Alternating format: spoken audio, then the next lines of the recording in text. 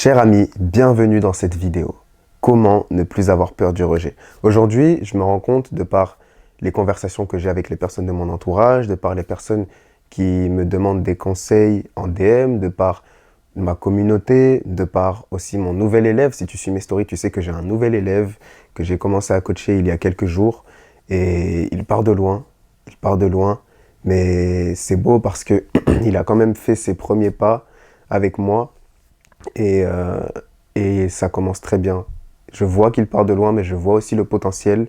Et c'est ma mission de réellement changer sa vie à ce niveau-là, au niveau relationnel, au niveau de ses compétences sociales. C'est ma mission, j'en fais une affaire presque personnelle, mais il faut que sa situation change. Il faut qu'on remarque un réel changement de, entre le début de l'accompagnement et la fin, sur du long terme. C'est ma mission. Bref, tu entendras parler de lui. Revenons à nos moutons. Le rejet. Déjà, pourquoi est-ce que tu as peur du rejet? Il faut savoir que déjà, ça a des fondements historiques. Dans nos anciennes communautés, il y a de nombreuses années, forcément, on était des chasseurs-cueilleurs, ce genre de choses, et la survie d'une personne dépendait entièrement du groupe, de son intégration au groupe. Ce qui veut dire que être rejeté signifiait la mort, pouvait signifier la mort en tout cas. Et donc, forcément, ça s'est ancré dans nos psychologies et dans nos mentalités. Au fur et à mesure, on continue à avoir peur du rejet, même si aujourd'hui, se faire rejeter ne veut pas dire la mort. Et oui, quand tu te fais rejeter par une meuf qui fait maximum 50 kilos, tu n'en meurs pas. Tu comprends donc que la peur du rejet est compréhensible, mais qu'elle reste quand même stupide. Parce que dans le cas où, à cause de la peur du rejet, tu n'oserais pas aborder des gens, tu n'oserais pas aborder des femmes, eh bien, ça reviendrait à ne pas essayer d'obtenir ce que tu veux par peur de ne pas l'obtenir. C'est complètement stupide. Lorsque, je sais pas, tu commençais ta vie et que tu remarquais que tes parents marchaient, tu voulais aussi apprendre à marcher. Eh bien, tu ne t'es pas dit, ok, je ne vais pas essayer de commencer à marcher parce que je sais que je vais tomber. Non, tu as essayé de marcher, tu es tombé, tu as réessayé, tu es encore tombé, et ainsi de suite jusqu'à ce que tu réussisses à marcher. Eh bien, avec la drague de rue, avec le fait d'aborder des personnes, avec le fait d'améliorer tes compétences sociales, c'est exactement la même chose. Bien évidemment, tu vas aborder des filles et tu vas te faire rejeter. Ça fait partie du jeu. Ça fait même partie de la beauté du jeu. Parce que si tu savais pertinemment que toutes les femmes allaient t'accepter du premier coup, déjà, ça voudrait dire qu'elles n'ont aucun standard, qu'elles acceptent tout ce qui bouge et que peu importe qui tu abordes, peu importe qui l'aborde, elles vont accepter. Et ça, ce n'est pas ce que tu veux. Ou bien ça voudrait dire que tu es l'homme le plus beau, le plus incroyable de la Terre, et dans ce cas-là, tu n'aurais aucune peur du rejet. Et ce ne serait toujours pas drôle, du coup, comme jeu, puisque le jeu serait trop facile. Enfin bref. Dans le cas où la peur du rejet t'empêche ne serait-ce que d'essayer, c'est stupide. Mais dans le cas où tu surmontes cette première peur du rejet, enfin, le début de cette peur et que tu abordes, si tu as quand même peur du rejet, ça t'empêchera d'être toi-même. Et c'est toujours problématique, mais c'est quelque chose à travailler, qu'il faut travailler. C'est-à-dire que si tu te dis, ok, j'ai peur du rejet, mais je vais surmonter cette peur, et tu abordes des défis, même si ton travail commence, tu n'arriveras pas à être toi-même. Parce que tu as peur que ton toi intrinsèque se fasse rejeter. Parce que ce serait beaucoup trop dur de comprendre que ta personnalité, le réel toi, s'est fait rejeter. Et donc, c'est à cause de ça qu'il va y avoir des gens qui vont être, par exemple, trop gentils, qui ne vont pas réussir à être eux-mêmes. Lorsque tu es trop gentil, tu essayes, par exemple, d'adapter ta personnalité à la personne qu'il y a en face de toi, justement pour ne pas te faire rejeter, parce que tu penses que tu seras plus facilement accepté de cette manière. Donc, tu vas rendre trop de services, tu vas rire pour rien. Tu sais, ce petit rire de temps en temps alors qu'il n'y a rien de drôle. C'est que tu lâches de temps en temps, qui est très gênant d'ailleurs si jamais tu t'enregistres et que tu te réécoutes. Moi par exemple, j'ai beaucoup eu ce défaut-là, d'avoir ce petit rire gênant alors qu'il n'y a rien de drôle. D'ailleurs, je l'ai encore de temps en temps. Mais je travaille énormément dessus. Mes débuts, c'était vraiment catastrophique. Je m'enregistrais, je me réécoutais et je m'énervais moi-même. Quand j'écoutais mes enregistrements et que je voyais que je rigolais comme un con à des endroits où il n'y avait rien de drôle, juste pour, je sais pas, détendre l'atmosphère ou pour avoir l'air sympathique, et que je m'écoutais ensuite, je me disais, mais c'est quoi ce rire là de con là? Et je m'énervais moi-même, bref. Ça m'arrive encore de temps en temps d'ailleurs. Mais c'est quelque chose que je travaille et que je fais beaucoup moins qu'à mes débuts. Eh bien, ce type de comportement, par exemple, ce ne sont pas des comportements qui montrent ta réelle personnalité. Quand tu ris alors qu'il n'y a rien de drôle, tu le fais par intérêt, tu le fais pour t'adapter à la personne en face. Et ça se perçoit. C'est quelque chose de gênant. C'est quelque chose qui se voit et qui montre que justement tu es trop gentil, que tu essayes de t'adapter et donc que tu es dépendant de l'approbation des autres. Donc, il faut que tu comprennes que tu n'as pas besoin de son approbation, qu'aujourd'hui, ta peur du rejet est stupide et que si jamais tu te fais rejeter, il n'arrivera strictement rien. Je vais te raconter du coup, à mes débuts en séduction, l'une des pires choses que j'ai vécues en termes de rejet. Surtout que c'était à mes débuts, donc c'est encore plus difficile. Parce qu'à ce moment-là, tu n'es pas du tout immunisé vis-à-vis du regard des autres. Tu penses beaucoup au regard des autres et ça touche beaucoup ton ego de te faire rejeter. Ce jour-là, je faisais une session et j'aborde une fille qui était avec son ami. Donc au début, je lui dis bonjour. Elle ne me répond pas. Mais moi, j'étais dans ma session, j'étais en train d'apprendre la séduction.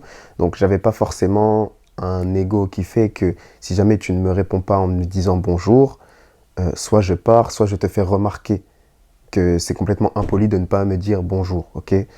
Le truc, c'est que moi, du coup, je lui dis bonjour, elle me regarde bizarrement, et moi, je continue, sans faire attention au fait qu'elle me trouvait bizarre. Donc, je lui dis bonjour, elle ne me répond pas, je lui dis, ok, je te trouve jolie, ce genre de choses. Elle regarde sa copine, et elle continue à partir, à avancer, sans me répondre quoi que ce soit, et elle rigole. Oui, donc elles se sont regardées, elles ont rigolé et elles sont parties. Et c'était une telle humiliation. C'était une telle humiliation. Je ne sais pas si tu imagines cette situation où tu vas voir une personne, tu la valides et elle te rit au nez. Elle te regarde à peine quand elle rigole en plus de ça. Et elle rigole à deux. C'était une telle humiliation. C'était tellement honteux pour moi. Mais même si ça touchait énormément mon ego, tu te rends compte aussi du fait que cette fille, au pire des cas, je la reverrai jamais. Donc, au final, je n'ai rien perdu. À part une petite piqûre à mon ego, il ne s'est strictement rien passé. Je ne suis pas mort. La prochaine fille, peut-être qu'elle sera réceptive. J'avais déjà eu des succès en plus de ça. Donc, il y a des filles réceptives. Je ne suis pas dépendant du fait que cette fille m'ait humilié. Et en plus de ça, peut-être qu'aujourd'hui, elle ne se rappelle même pas de moi. Donc, que s'est-il passé au final? Rien de très important. Et oui, ce qui ne te tue pas te rend plus fort. Et cette expérience, malgré le fait qu'on se rende compte que aujourd'hui je n'ai toujours pas oublié, que je m'en rappelle toujours, eh bien, ça m'a rendu plus fort. Et en plus de ça, on se rend compte que ce n'est pas si grave et que ce n'est pas un si mauvais souvenir que ça, puisque ça me permet de te le raconter aujourd'hui dans une vidéo YouTube dans laquelle je peux t'apporter de la valeur, te montrer que ça ne m'a pas fait grand-chose au final, et te montrer en plus de ça que tu peux toujours aller voir mes vidéos sur Instagram et que ça ne m'empêche pas d'avoir mon niveau actuel en séduction. Tout simplement. Il y a une deuxième chose qui renforce ta peur du rejet, c'est que tu idéalises énormément les femmes qui sont en face de toi. Par exemple, si je te prends l'exemple de mon élève, et ce n'est pas le seul, vous êtes plusieurs à m'avoir partagé ce type de peur, les types de peurs qui reviennent à ce moment-là, c'est j'ai peur de la déranger, j'ai peur qu'elle me prenne pour un mec bizarre, j'ai peur d'être ridicule, j'ai peur de ne pas savoir quoi dire. Et ce type de peurs viennent du fait que tu idéalises beaucoup trop cette personne en face de toi. Tu la prends pour une meuf qui ne peut pas te donner l'heure, qui ne peut pas donner d'importance à quelqu'un comme toi, qui a besoin de quelqu'un en face qui soit extrêmement intéressant ou ce genre de choses, de quelqu'un de vraiment au-dessus. Et tu l'idéalises et du coup, tu crées un fossé entre elle et toi. Tu crées un écart entre elle et toi qui est en fait inexistant, que tu es le seul à imaginer parce que la réalité, c'est que vous êtes tous les deux au même niveau. C'est un être humain et tu es même peut-être au-dessus parce que toi, de ton côté, tu es ta priorité. Tu te concentres sur tes objectifs, tu te concentres sur toi. Tu es le centre de ton propre monde. Et une personne comme toi, en réalité, tu es au-dessus d'elle. Si tu écoutes mes conseils et que tu travailles sur ton leadership, tu travailles sur ta manière de t'exprimer, sur ton éloquence, que tu travailles sur tes compétences sociales, que tu es capable, du coup, de travailler sur toi et sur tes objectifs, en réalité, tu es même au-dessus. Donc, tu n'as aucune raison d'idéaliser cette femme en face de toi et donc d'avoir peur de te faire rejeter par elle. Il y a aussi une chose sur laquelle je voulais revenir, c'est, reprenons l'exemple de mon élève qui me dit il y a aussi le fait que ça me stresse le fait qu'il y ait du monde ou ce genre de choses. Okay. Donc en gros, tu te rajoutes une peur, c'est celle du regard des autres. Le problème avec la peur du regard des autres, c'est que on a tendance à diaboliser le jugement des autres, déjà dans un premier temps. Sans parler déjà du fait que déjà personne n'en a rien à foutre de toi. Chaque personne est centrée sur elle-même, déjà dans un premier temps, donc personne ne te voit en réalité. Si jamais tu vois des vidéos dans lesquelles j'ai abordé des filles, parfois il y a une personne qui regarde l'interaction, il y a une personne qui a vu la scène, mais en réalité, les gens passent. Personne n'en a rien à foutre de ce qui se passe dans ta vie, du fait que tu aies abordé une fille ou pas. Tout le monde s'en fout, déjà, dans un premier temps. Mais en plus de ça, pour les personnes qui voient la scène, pour les personnes qui remarquent la scène, on a tendance à diaboliser leur regard, à diaboliser leur jugement. Alors qu'en réalité, leur jugement n'est même pas si négatif que ça. Il est beaucoup moins négatif que ce qu'on imagine en réalité. Ça m'arrive très souvent, et ça c'est vraiment une chose qui m'arrive souvent, le fait que j'aborde une fille dans la rue, ce genre de choses, et qu'à côté il y ait par exemple un vendeur ou quelqu'un qui soit posté là pour une quelconque raison. Généralement c'est parce qu'il est vendeur. Et à la fin de l'interaction, ça m'est déjà arrivé plusieurs fois que je croise le regard de cette personne qui était là et qui regardait la scène, qui regardait du début à la fin. Parfois j'ai eu le numéro, parfois je ne l'ai pas eu, je me suis fait rejeter en quelque sorte. Mais quoi qu'il arrive, je n'ai jamais eu de personne qui s'est moquée de moi ou qui m'a fait un commentaire négatif par rapport à ça, ou qui m'a dit oh, qu'est-ce que tu fais, genre, jamais rien eu de négatif. À chaque fois, la personne me fait un petit clin d'œil ou un petit commentaire en mode ah t'es chaud ou ah fallait essayer, toujours quelque chose de positif en réalité. On a trop tendance à diaboliser le regard des autres, à diaboliser le jugement des autres, alors que généralement, c'est le contraire de ce qu'on pense. Il n'est même pas négatif, il est positif. Maintenant, j'aimerais revenir sur un dernier point qui pour moi est très important et sur lequel j'ai un avis très différent de tout ce que tu pourras trouver. Ta confiance en toi. Tu n'as pas confiance en toi. Et je ne vais pas te dire la même chose que tous les autres, c'est-à-dire aie confiance en toi, sois toi-même, ce genre de choses. Non.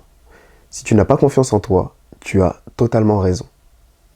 Oui, tu as raison de ne pas avoir confiance en toi. Parce que si tu n'as pas confiance en toi, ce n'est pas pour rien. C'est parce que tu n'as rien sur quoi te baser pour avoir confiance en toi.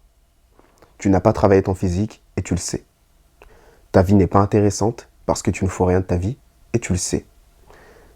Tu ne sais pas quoi dire parce que oui, encore une fois, ta vie n'est pas si intéressante que ça. Tout ce que tu fais, c'est aller au travail et rentrer chez toi et scroller sur TikTok. Et donc, tu n'as rien d'intéressant à raconter et tu le sais. Tu n'as pas travaillé sur ton apparence, sur ton style vestimentaire et tu le sais. Tu n'as pas une bonne expression, une bonne éloquence. Tu ne sais pas t'exprimer correctement ou en tout cas de manière satisfaisante à tes yeux et tu le sais. Et tout ça, ce sont des choses que tu dois travailler pour avoir confiance en toi, pour avoir confiance en ces capacités-là, en ton éloquence, en ta manière de t'habiller, en ce que tu aurais à apporter au niveau d'une conversation, au niveau de sa vie aussi, à ce que tu pourrais lui faire vivre en tant qu'expérience, à la manière dont tu pourrais l'amener dans ton monde, dans une aventure dans laquelle tu la guiderais et elle serait guidée. C'est sur toutes ces capacités, sur toutes ces compétences-là que tu vas baser ta confiance. Mais tu n'as jamais travaillé tout ça. Tu n'as pas travaillé ton éloquence, ton expression. Tu n'as pas travaillé ton physique. Tu n'as pas travaillé ton style. Et donc, tu n'as rien sur quoi baser ta confiance en toi et donc tu n'as pas confiance en toi. Mais parce que tu dois baser ta confiance sur quelque chose. Donc, travaille sur tout ça. Quand tu auras travaillé sur tout ça, ou même sur quelques éléments, ta confiance aura augmenté. Mais parce que ta confiance sera basée sur les résultats que tu as. Sur le fait que tu as déjà abordé une fille, sur le fait que tu as déjà fait rire une fille, une inconnue, que tu as déjà connecté avec une inconnue que tu as juste croisée dans la rue. Et c'est pour ça que tu auras confiance en toi, parce que tu auras eu des résultats. Donc, bosse sur toi. Tu auras confiance en toi et tu auras moins peur du rejet.